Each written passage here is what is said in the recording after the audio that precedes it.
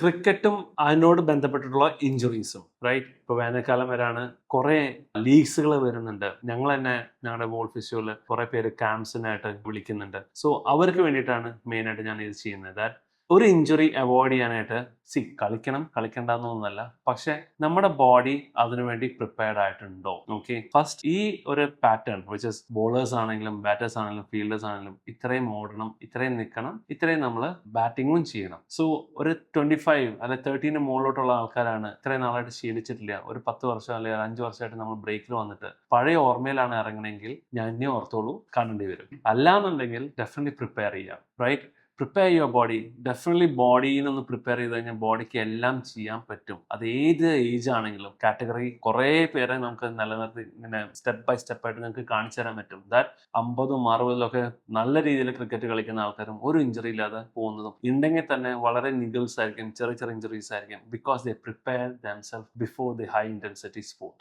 അതില്ലാണ്ടാവുമ്പോഴാണ് you will have to face the consequences. So please make sure that you do your preparations really well, which is strength training, warm up, cardio എല്ലാം ഒരു mix ആണ്. ഒന്ന് മാത്രം ചെയ്ത് ഇത് cover up ചെയ്ത് വരാം എന്ന് വെച്ച് കഴിഞ്ഞാൽ ഡെഫിനറ്റ്ലി അത് നടക്കുന്ന കേസല്ല. എല്ലാം ഒരേ ഒരു ഡയറ്റ്, റിക്കവറി, സ്ലീപ്പ്, ഇതെല്ലാം നല്ല രീതിയിൽ തന്നെ പോയാൽ തന്നെയാണ് ഇഞ്ചുറിന്റെ ഇന്റൻസിറ്റി കുറയ്ക്കാൻ പറ്റുള്ളൂ. ഇതൊരു ഒറ്റ വീഡിയോയിൽ നമുക്ക് പറഞ്ഞു തീർക്കാൻ പറ്റുന്നതല്ല. എന്തെങ്കിലും ഇതിനെക്കുറിച്ച് കൂടുതൽ ഇൻഫർമേഷൻസ് വേണമെന്നുണ്ടെങ്കിൽ ഒരു PDF ആയിട്ട് നമ്മൾ സെൻഡ് ചെയ്യുന്നതായിരിക്കും. PDF ഒന്ന് കമന്റ് ചെയ്താൽ മതി.